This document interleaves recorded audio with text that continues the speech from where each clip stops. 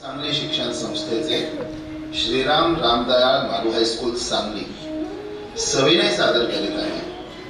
राज्य बालनाट्य स्पर्धेसाठी लिहिलेले भैयाजी काणे आणि जयवंत पोंडविलकर या गुरु शिष्यांच्या जीवन संघर्षावर आधारित बालनाट्य मिशन मणिपूर अर्थात साकव. लेखक आणि दिग्दर्शक ईश्वर रायन्नवर. निर्माती माया खटके. निर्मिती सहाय्य विनोदिनी मिरजकर. विशेष सहकार्य प्रशांत जगताप, रेवा खाडीलकर. नेपथ्य विजय शिरगावकर.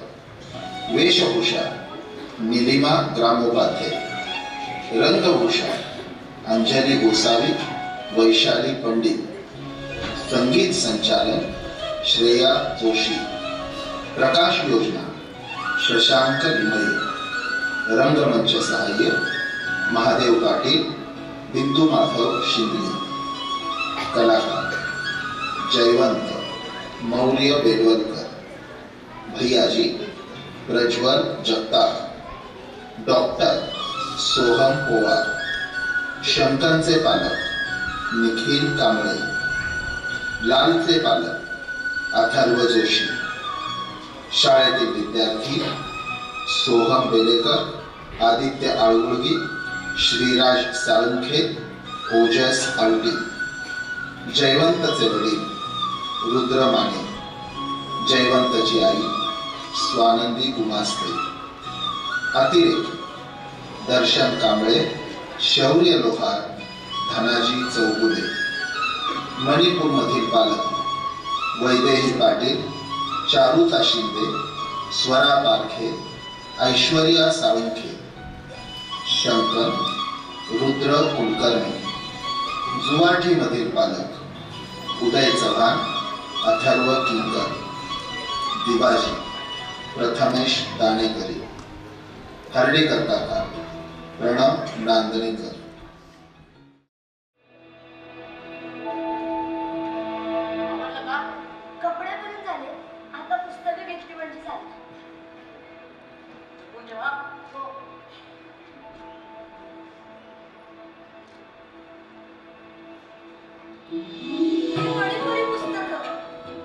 माझ्या इथल्या आठवणी जाग्या करत राहतील. आठवणी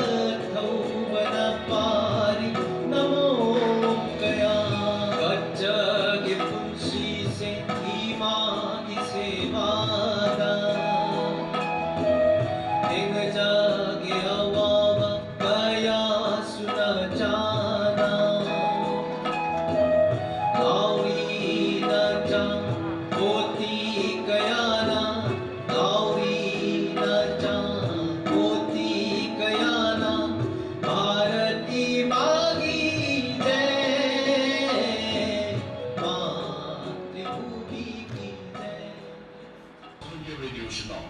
The Northeast News Bulletin read by Sandeepan Chakrabarti. In Manipur, 3 Assam Rifles personnel attained martyrdom and at least 6 injured while fighting the heavily armed movement of the state near Indo-Myanmar border.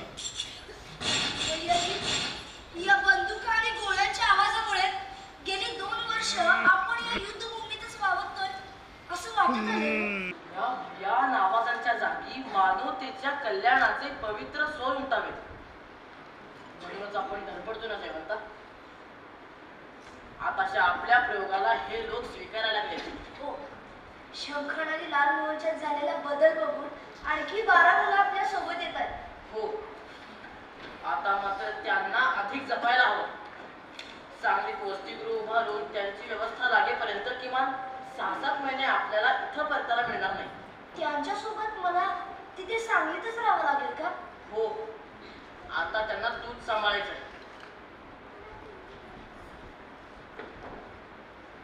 सांभाळशील ना? हो.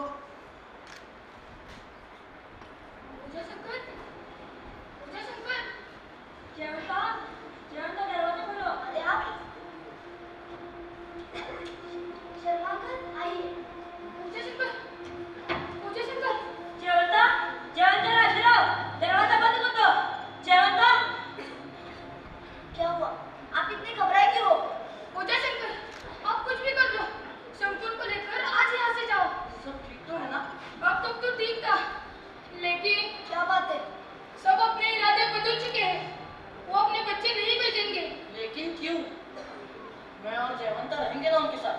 वो बच्चे चुराने वाले ही होंगे. हम अपने बच्चे नहीं भेजेंगे, ये तो तय है. अरे पूछते तो है उनको. हाँ, चलो चलो, पूछ लेते हैं. जयवंत, जयवंत, तुम रुको, मैं देखता हूँ. ठीक है. क्या बात है? क्या बता तुम्हें पिताजी? अरे आप सब लोग इस वक्त आइए आइए. अरे शिवाजी आइए ना.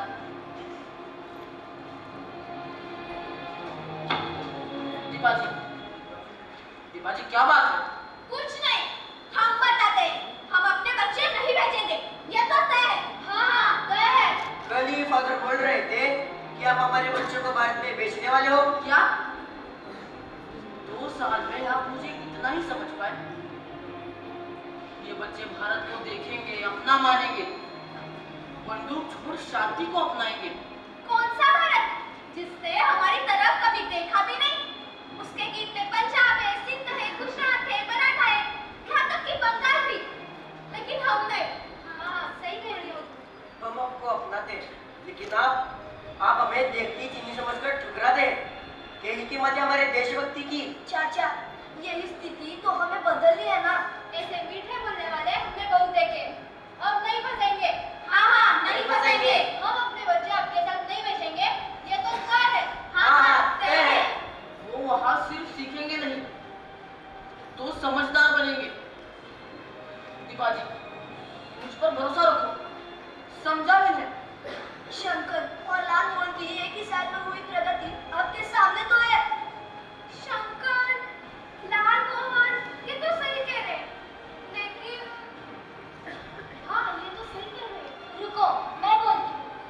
ये बात तो सही है, लेकिन हम आप पे भरोसा कैसे कर ले? एक हो सकता है, अगर आप हम पे भरोसा रखें तो.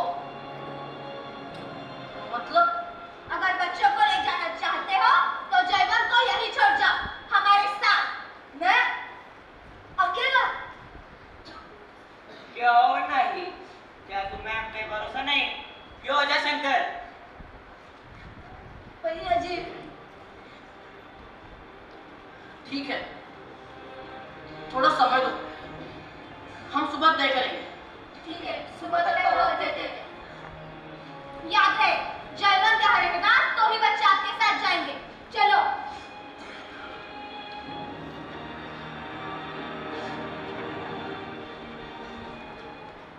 अजय शंकर, कल सुबह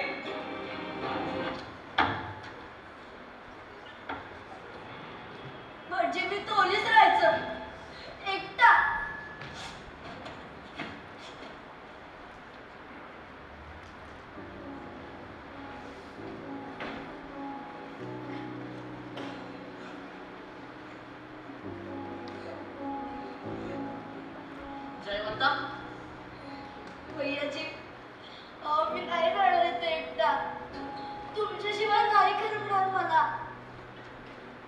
शिवाय शिवाय ही माणसं परकी वाटतात असं ना.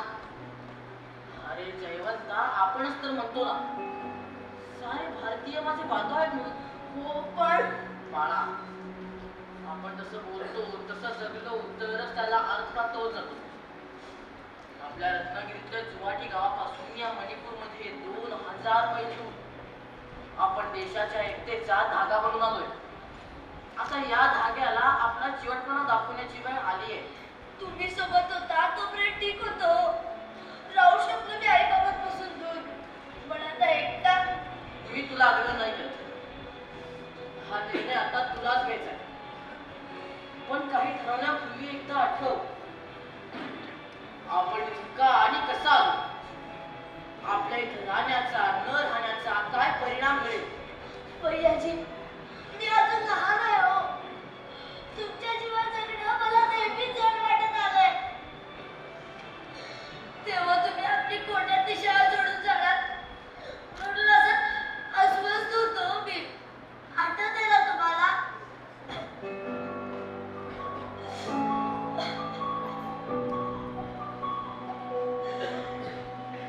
गुरुजींचं निश्चय ठाम होता. आम्हाला वाटेल ते माझं ऐकतील असा. गुरुजी हसरच येतात.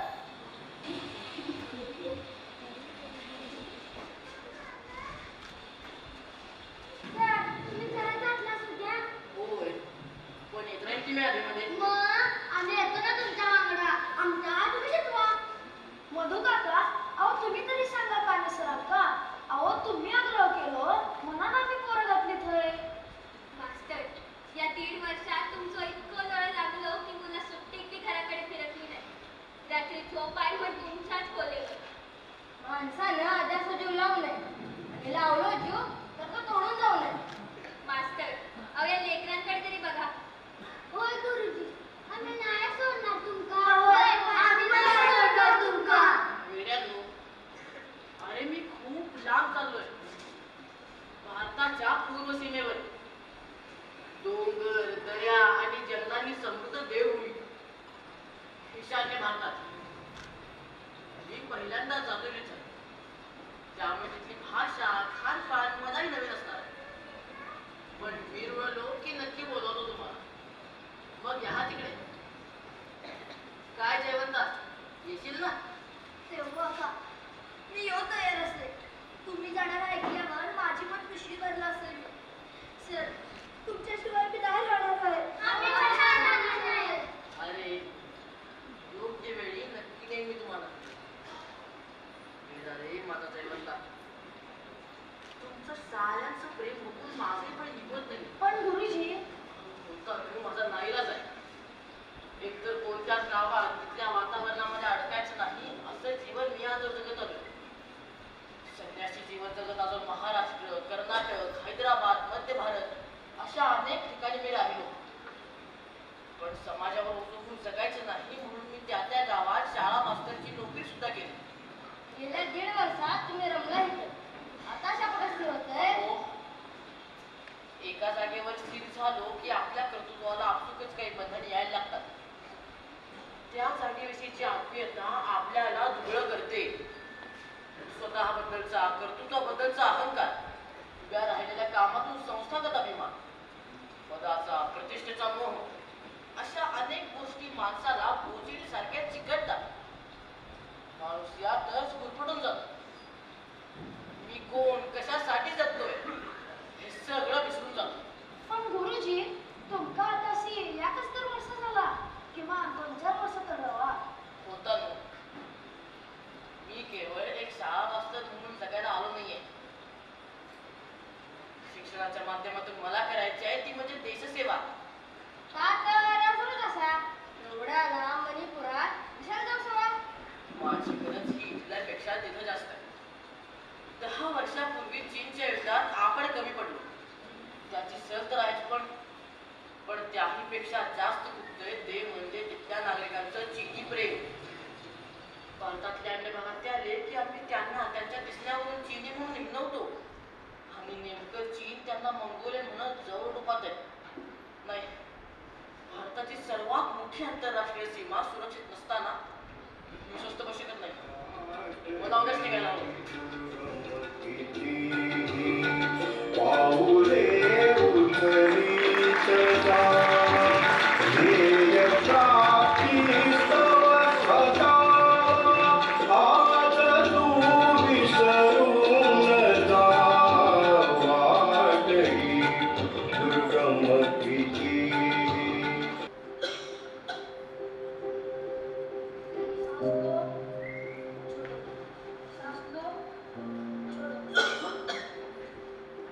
आपको इंजेक्शन देना पड़ेगा.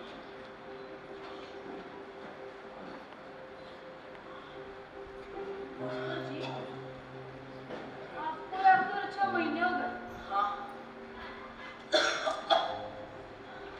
मेरी मान लो आप चले जाओ यहाँ से.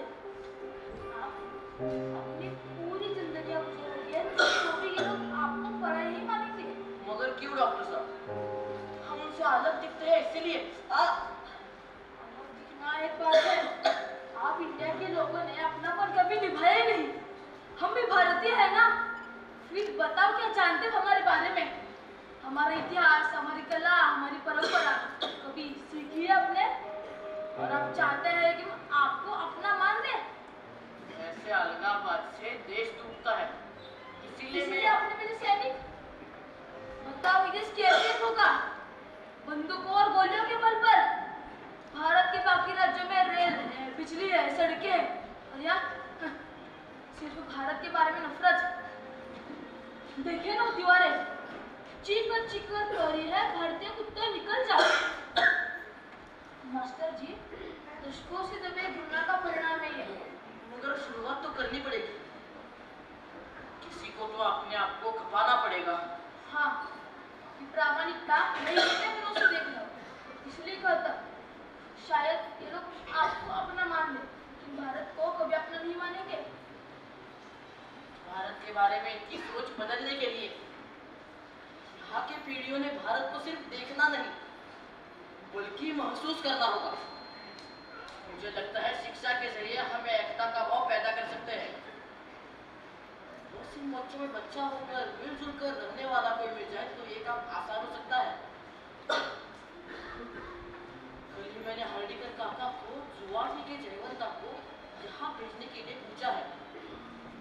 अगर वो यहाँ जाए तो मेरी कल्पना साकार होने में बिल्कुल देर नहीं लगेगी.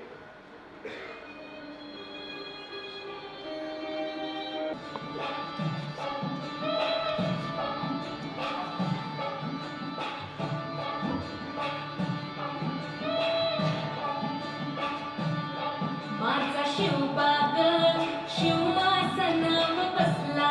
माझा शिवबाग शिवमासनावर बसला.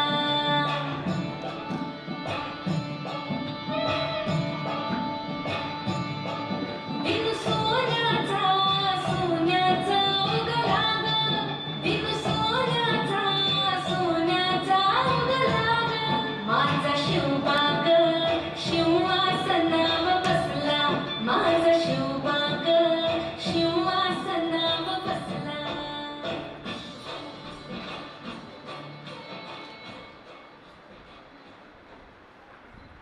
अहो एवढाच ना, नाहीतर सुट्टीच असत एका. काय येऊन खुशाल 4 दिवसात रवशील सरांबरोबर. आणि शाळा सुरू होऊच्या बेतास येतालच की तुम्ही परत. काळे सर पण मला पत्रात याच विचारत होते. म्हणून मी कधीच पिशवी तयार ठेवली. काका मी पिशवी घेऊन येतो. अरे नको नको, आज नको, उद्या जाऊ. पण आज जाऊया ना काका. रेल्वे उद्या सकाळची असणार. ठीक आहे.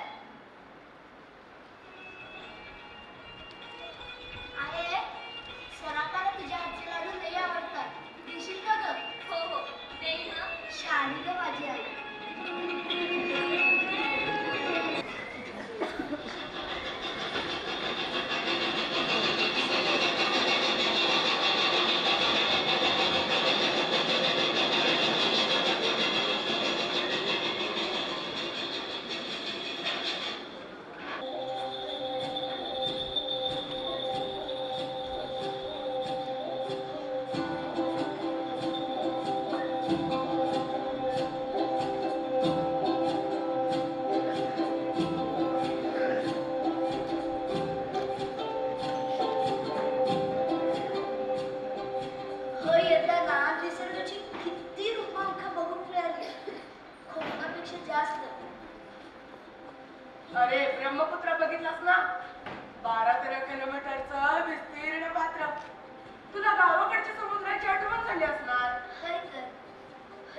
जंगल, झाडी, डोंगर आणि अगदी जवळून जाणारे ढग बघून जणू मी स्वर्गातच येलोय की काय असं वाटू लागला मला. होय, कारण ही शांत भूमी म्हणजे पवित्र देवभूमीच, स्वर्ग जणू. इथली माणसंही तितकीच प्रेमळ, देव माणसं जणू. पण तुम्ही तर पत्रात लिहिलं होता की हे लोक आपल्या भागात शत्रू मांडतात म्हणा. होय, दुर्दैवानंही तितकंच खरं आहे. मिशनरांचा अपप्रचार आणि आपल्या संस्कृतीपासून तोडण्याच्या त्यांच्या कारस्थानाला हे लोक बळी पडतायत. चीन आणि पाकिस्तानातून होणाऱ्या अफूच्या व्यापारानं इथल्या पिढ्यानपिढ्या उद्ध्वस्त केल्या. त्यात परिणामी ती म्हणजे आपण केलेल्या दुर्लक्षाने. आपला इतिहास अगदी रामायण महाभारतापासून देवभूमीशी जोडला गेलाय आणि आता दुर्दैवानं आज हीच भूमी आपली ओळख हरवून बसली. याचं उत्तर काय? उत्तर आता एकच, आंतरिक एकतेच्या बळावर केलेले प्रामाणिक प्रयत्न.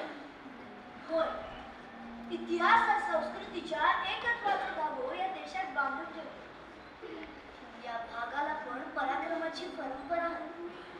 भैयाजी, काका, ब्रह्मपुत्र पार करताना मला तिच्या पात्रात घोड्यांच्या रणभूमीवर असलेलो लाचित गडमुखर दिसत होतं.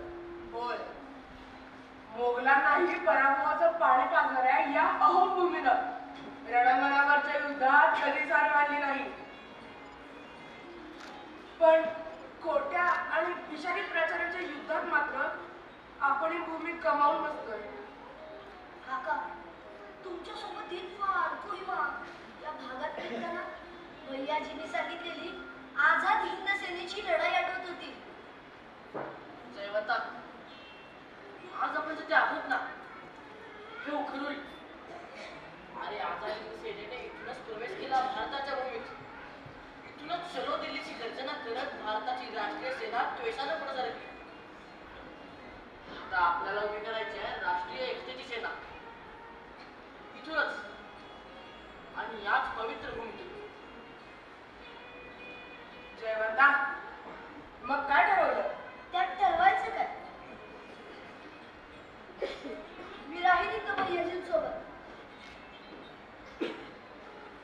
मायला सांगा, तिचा जयवंता शिकेल आहे.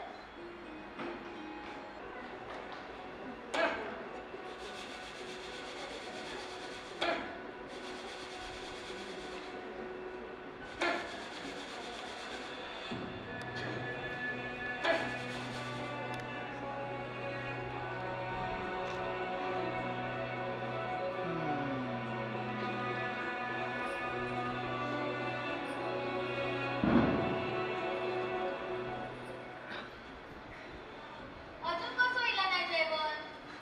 अगो लांबचा प्रवास असा, त्यामुळे उशीर झाला असेल. आणि हार्डीकडे जाता पण आहे सोबत, काळजी करू नको. आणि हे काय करतोस? तर जेवणचा खीर आवडतं ना, म्हणाल मी. दादा, वहिनी, हळदी का दादा?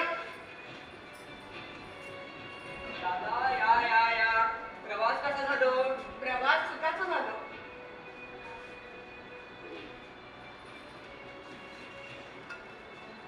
आणि जेवण तर काही दिसेना. येत असा नको, मित्रांचा भेटत असाल. वहिनी, मणिपूरमधून मी एकटा चालू परत. जेवण त्याला काटेसरीकडे सोडून दिले. तोही परत येवकता मिळाला. म्हणाला, आई बाबांका सांगा, जेवण तर शिकले काटेसरीच्या सोबत. दादा, हे काही बरं नाही केलं तुम्ही. अहो 4 दिवस तुमच्यासोबत राहील म्हणून विश्वासाने पाठवला. का काय नाही, आत्ताच्या आत्ताच घेऊन यायचं. चला. अहो ऐका तर जरा. काय नाही, पोटचा पोरच एवढ्या लांब ठेवचा. तुम्ही 4 दिवस भेटणार तो म्हटला म्हणून पाठवलो. आणि आता तिथेच शिकणार म्हणजे आमचा गावचा पोरगा जड झाला हो काय? भाऊजी, हे काय केलं ना तुम्ही? कुठं सोडलात माझ्या पोराला? जयवंता, काय आत रे बाळा? जयवंता, जयवंता, आई, आई जयवंता, आई, आई, जयवंता,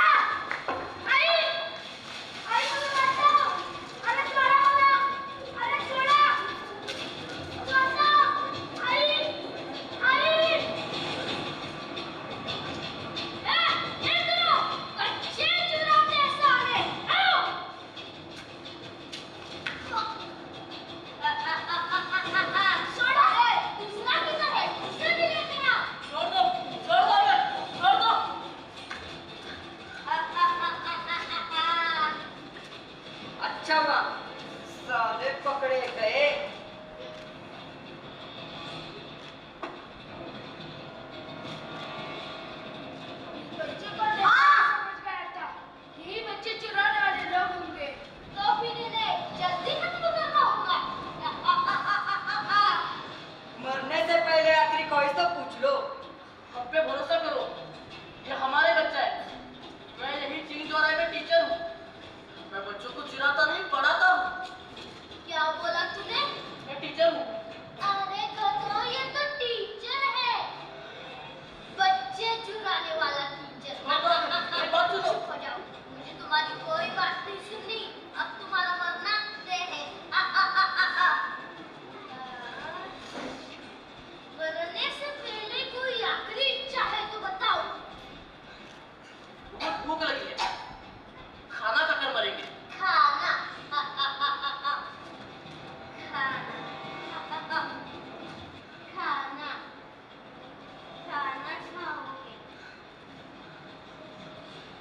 पहले खाना खाना, फिर हमारा खाना बनना।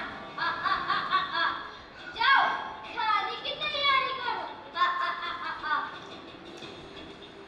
चलो। खाना खाएंगे।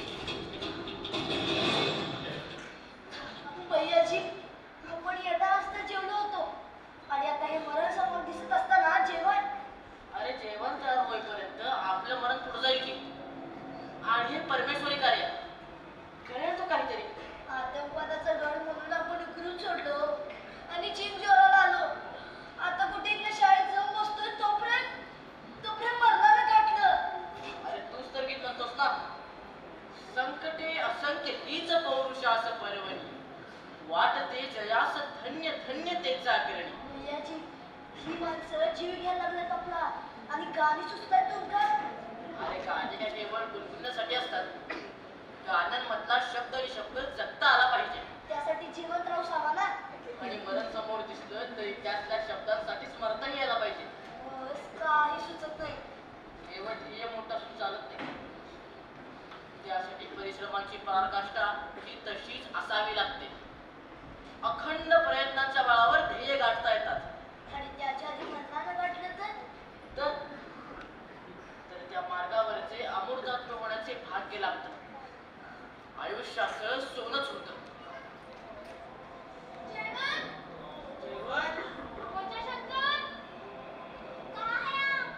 कोई तो आया है.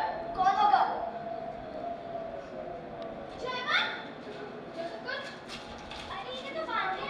खोलो खोलो. शंकर, आप इधर? क्या हुआ? किसने बांधा आपको? अच्छा हुआ पहले इन्होंने हमें बच्चे चुराने वाला समझकर बांध के रखा था. चिंता नको करो, मैं बोलता हूँ उनको। भैया जी, भगवान का शुक्र है मुझे दिखाई दिए, वरना ये लोग क्या कर डालते। जंगलों में ऐसे अकेले मत आया करो। हमें आपकी और जयवंत की बहुत जरूरत है। भैयाजी, आज जर ही माणसं आली नसती तर आपण उद्याचा दिवस पाहू शकलो नसतो. हाजी यांच्यामुळेच आपल्याला पुनर्जन्म मिळाला. जयवंत, क्या बोल रहे हो? आपकी वजह से हम जिंदा रहे. भैयाजी, आज यांच्यामुळेच आपल्याला पुनर्जन्म मिळाला ना. आता यापुढचा प्रत्येक आणि प्रत्येक क्षण आपण यांच्यासाठीच जगू. सर, तुमच्या बरोबर जगेल, तुमच्या बरोबरच बरे. मला एक नका करू. मी नाही रडत. मला सोडा. मी नाही रडत आता. मी नाही रडत. मी नाही रडत आता. मी नाही रडत. मी नाही रडत. काय रे, स्वप्न पाहत होतास की काय? अरे मॅडम, मी तुला समोर कुठे गेलोय? हा काय तुझ्या समोरच तर आहे की. बाबा, मला एकट्याला या जंगलात सोडून तर नाही ना जाणार तुम्ही? नाही रे बेड्या, तुझ्या मनाविरुद्ध असं कसं करेन मी?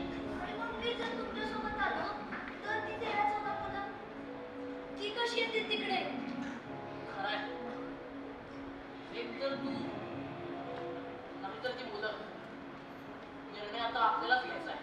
याची माझं एक मन पुन्हा गावी जायला सांगतंय आणि दुसरं मन ही लढाई आई मोकळं सोडू नकोस असं बजावतंय. काय करू खरंच कळत नाहीये हो. बेटा, प्रत्येकाच्या आयुष्यात असे मोजके क्षण येतात जे त्याच्या संस्कारांची मूल्यांची परीक्षाही घेतात. या परीक्षांना आपण कसे सामोरे जातो याच्यावरच ठरतं आपल्या हातून काय घडणार आहे ते. अरे 4 महिन्यापूर्वी आईला भेटून येताना तिच्या आग्रहाला दूर सरत पुन्हा एकदा याचा निर्णय घेणारा तर तूच तर होतास की.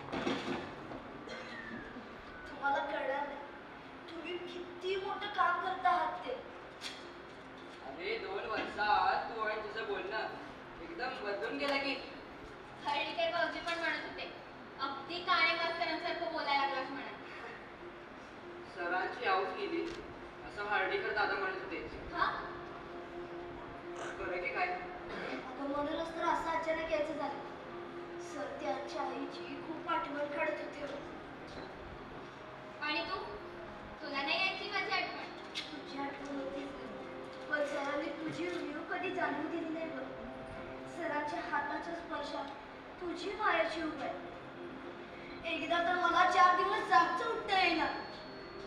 अंग पेकाळून गेलं होतं. सगळं अंथरुणावरच. मला चावडल्यासारखं व्हायचं तेव्हा भैयाजींनी माझं सगळं केलं. भैयाजी माझे शिक्षकच नाही तर आई वडील सुद्धा झाले. भाग्यवान आहे हो आपलं पोर. हो ना. बर मी पाणी घेऊन येतो ग. हो. 1.5 वर्षात अगदी मोठ्या माणसासारखं बोलायला लागलं. आता राहूशील इथे. आईच्या हातचं खाऊन चांगलं दष्टपुष्ट होशील. नाही आई. माझी परीक्षा पण जवळ आली. दिवस कार्य झाले की लगेच परतून म्हणाले भैयाजी. आणि इथल्या शंकर आणि लाल मोहन येऊन 1 वर्ष झाले. ते तर राहिले, शिकले. हा देश आपलाच आहे हे त्यांनी अनुभवलं आणि एका संस्कृतीनं जोडले गेले.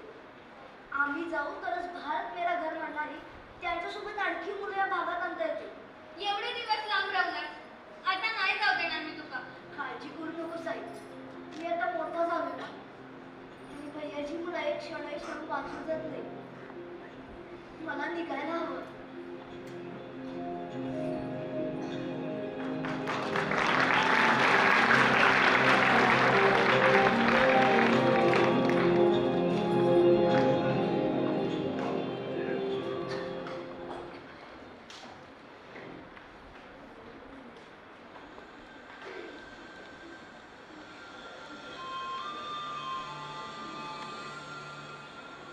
देशासाठी हा त्याग केला पाहिजे हे कळतंय मला.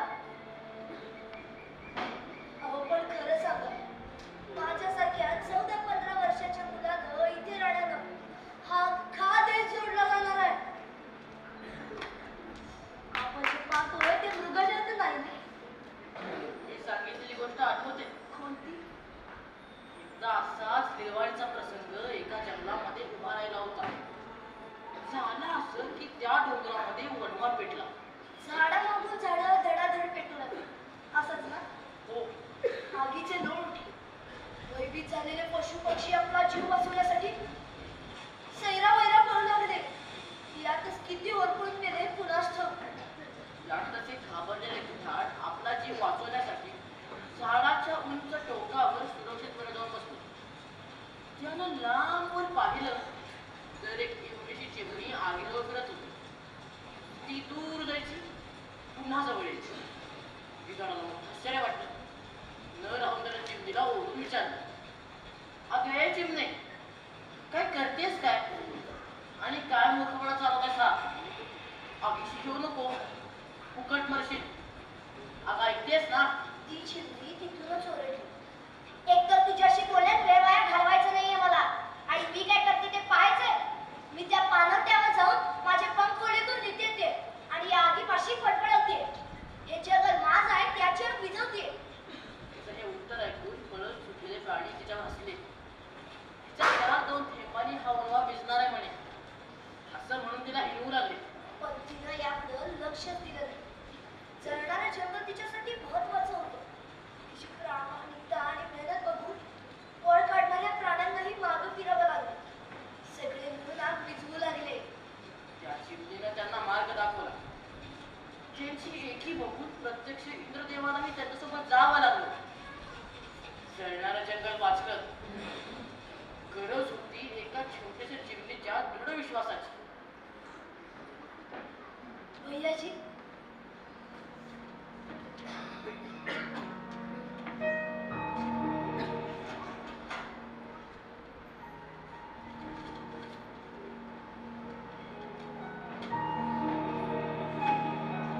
मी म्हणेन ती चिमणी. कारण हे जळणारं जंगल माझं आहे. इथली माणसं माझी आहेत. यांच्यासाठी मला शक्तीनिशी जगण्याला जाऊ. अरे पण एकट्यानं या छोट्या वेळात जमेल का तुला? भावनेचा बंधन म्हणत नाहीस ना? का नाही जमणार? त्यागाला वयाचं बंधन नसतं. त्यागाला लागतो तो संकल्प. माझा संकल्प तेव्हाच पक्का झाला जेव्हा मी तुमचं बोट धरून इथवर आलो. आणि तुम्हीच म्हणायचं, जगात 3 प्रकारची माणसं असतात. इतिहास लिहिणारी, इतिहास वाचणारी आणि इतिहास घडवणारी. आपल्याला कोणत्या गटात बसायचं ते आपल्यालाच ठरवायला हवं.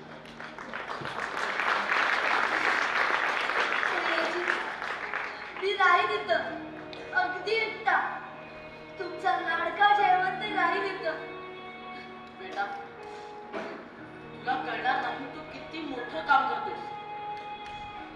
तुझ्या रूपाने उभारला जातोय एक साकव, गंगेच्या 2 तीरांना जोडणारा साकव आणि त्यांच्यातील अंतराला कायमच संपवणारा साकव.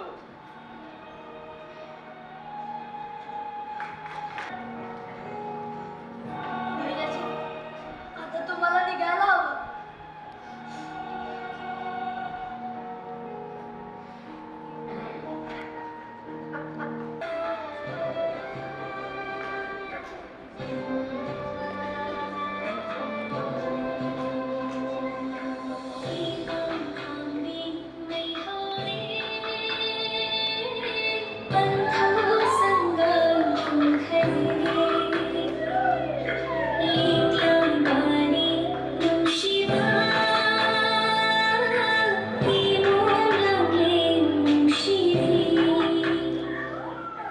देशासाठी आपलं निरागस बालपण पणाला लावत मणिपूरमध्ये ओलीस राहिलेल्या जयवंत कोंडविलकरच्या त्यागातून राष्ट्रभक्त शिक्षक भैयाजी काणे यांच्या कल्पनेतील शिक्षणातून राष्ट्रीय एकात्मतेचा देशातील पहिला प्रयोग यशस्वी झाला. आज त्यांच्या त्यागातून स्वातंत्र्याच्या 75 वर्षानंतर तिथे उमटतात भारत भक्तीचे स्वर. भारत माता की जय. बालनाट्य मिशन मणिपूर. लेखक दिग्दर्शक ईश्वर रायनगर. विशेष सहकार्य प्रशांत जगताप, रेवा खाडीलकर. नेपथ्य विजय शिरगावकर.